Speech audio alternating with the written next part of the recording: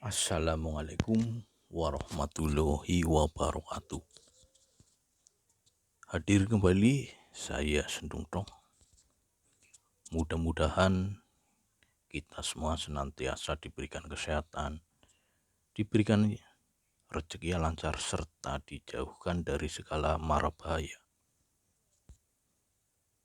Berbicara tentang sebuah keunikan bambu unik,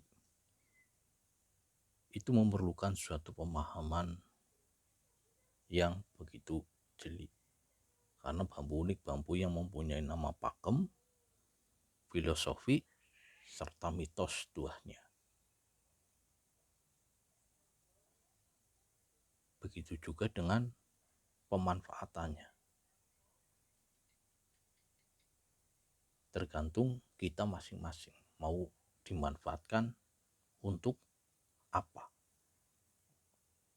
Ada yang dimanfaatkan sebagai hiasan, ada pula dimanfaatkan secara energi. Nah, di kesempatan kali ini saya ingin berbagi pengetahuan atau berbagi ilmu tentang bagaimana cara memanfaatkan bambu unik khusus untuk kerejekian. Nah, di samping sebagai hiasan. Nah, seperti ini teman-teman. Nah, ini cara pemanfaatan bambu unik sebagai aksesoris atau hiasan. Nah, di samping sebagai aksesoris ada dimanfaatkan untuk sarana atau media kerejekian atau untuk menarik rezeki. Nah, ini bagus untuk mereka yang bergelut di perdagangan. Semua ini tergantung atas izin yang maha kuasa. Manusia hanya bisa berusaha, mencoba, serta berdoa. Nah, ini diibaratkan sebuah magnet. Nah, jadi ini sifatnya menarik. Nah, jadi teman-teman harus bisa memilih bambu unik yang sifatnya ini menarik. Nah, dalam hal ini saya menggunakan media bambu kendit. Nah, karena secara mitos tuanya ini sangat bagus sebagai sarana kerejekian, khususnya ini dalam perdagangan. Nah, bambu kendit itu bambu yang bagaimana teman-teman? Nah, ini bambu kendit. Nah, bambu kendit bambu di mana guratan luka alam yang melingkar. Nah, ini melingkar. Nah, seperti juga kendit-kendit yang lain. Ada batu kendit, ada kambing kendit juga ada. Nah, dalam hal ini bambu kendit, guratan atau luka alam yang melingkar. Nah, ini yang dinamakan kendit. Nah, ada pula yang menyebutnya bambu payung. Ada pula yang menyebutnya petuk ruas. Nah, karena apa? Ini ruasnya ini bertemu dengan alis yang bawah. Makanya disebut petuk ruas. Nah, ini petuk ruas.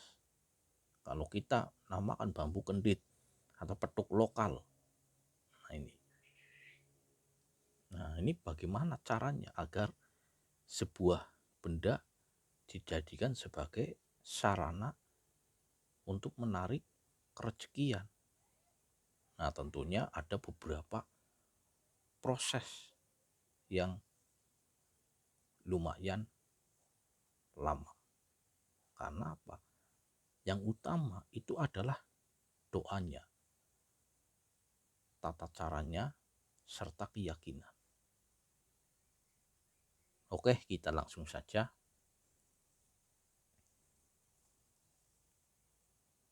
Ini saya dapat doa ini ketika saya belajar atau ngaji pada seseorang jebolan pondok Tebu Ireng. Nah ini. Nah caranya gimana agar sebuah benda ini bisa menjadi medan magnet untuk kerezekian? Karena diibaratkan ini sebuah kartu perdana, pastinya harus diaktifkan dulu supaya bisa dimanfaatkan. Begitu juga dengan bambu unik. Jadi harus diaktifkan agar bisa dimanfaatkan secara maksimal. Dan perlu diingat teman-teman, kita jangan sampai terjebak terus mempercayai kalau semua itu atas benda mati ini. Jangan teman-teman, karena itu jelas menyimpang. Tapi jadikan itu sebagai sarana atau media, seperti halnya kita mau berkomunikasi dengan teman, kerabat, saudara di tempat yang jauh. Pasti kita memerlukan sarana, yaitu bisa handphone,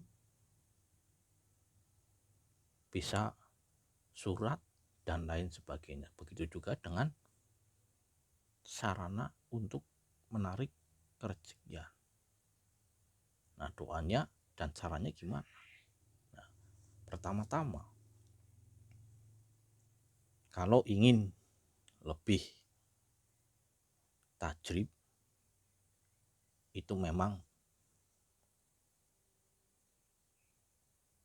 puasa dulu. Nah paling baik itu 3 hari. Karena apa? Puasa itu biar dosa-dosa yang pernah kita lakukan itu hilang. Nah setelah berpuasa selama 3 hari, nah kita langsung duduk atau melafalkan doa-doanya. Nah yang tata caranya yang pertama itu lakukanlah di tengah malam. Misalnya di antara jam 1 atau jam 2. Karena di antara jam 1 atau 2 itu insya Allah doa kita akan cepat terkabul. Nah kedua, kita tawasul dulu, yaitu kepada Kanjeng Nabi, Syekh Abdul Qadir Al-Jailani, para alim ulama, para sepuh, kedua orang tua kita. Nah setelah bertawasul, kita melafalkan doa yang simple tapi ini bermanfaat. Nah mungkin teman-teman sudah jelas, sudah paham doa ini. Nah doanya gini teman-teman, Bismillahirrahmanirrahim, La ilaha illallah al-malikul hakul mubin. Nah itu saya ulangi, La ilaha illallah al-malikul hakul mubin. Nah doa itu dibacakan sebanyak mungkin. Sebanyak mungkin, semakin banyak itu semakin bagus. Nah lakukan ini selama 3 hari berturut-turut. Nah setelah 3 hari berturut-turut melafalkan La ilaha illallah al-malikul hakul mubin, itu berarti sudah selesai. Nah ini insya Allah sudah aktif. Nah, ketika teman-teman membaca doanya, usahakan bambunya dipegang. Nah, yang pertama yaitu yakin, ikhlas, dan memohon kepada Yang Maha Kuasa agar usahanya dilancarkan lewat sarana bambu kendit. Nah, ini teman-teman. Nah, setelah selesai, nah ini bisa ditaruh di tempat penyimpanan uang. Nah, ini sebenarnya cukup simpel, cukup mudah. Nah, ini ditempatkan di tempat penyimpanan uang.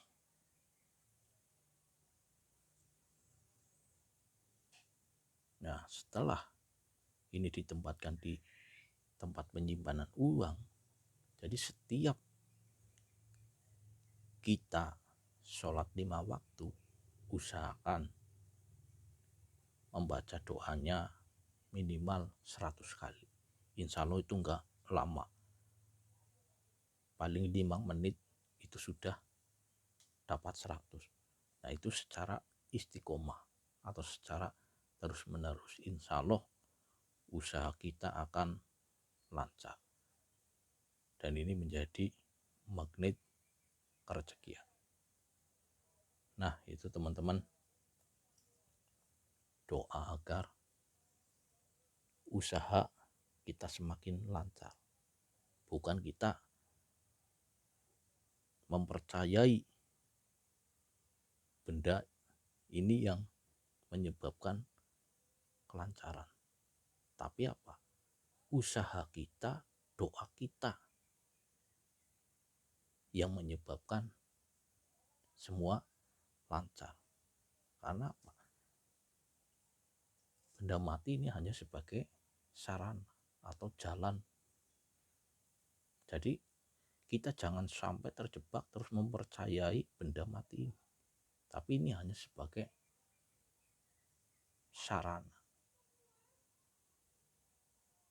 Nah, ini teman-teman, doa yang begitu mudah tapi terkadang sulit dalam melakukannya.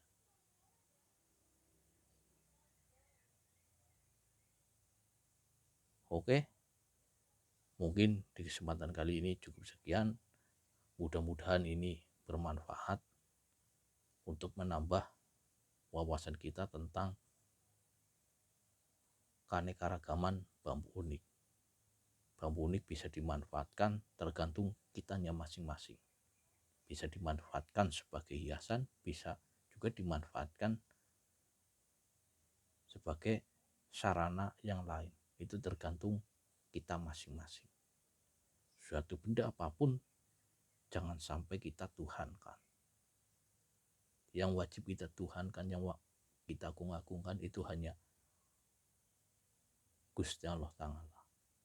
Manusia hanya bisa berusaha, mencoba, serta berdoa. Kita kembalikan kepada Yang Maha Kuasa. Karena tanpa izinnya tidak ada apa-apanya. Oke, saya akhiri. Wassalamualaikum warahmatullahi wabarakatuh.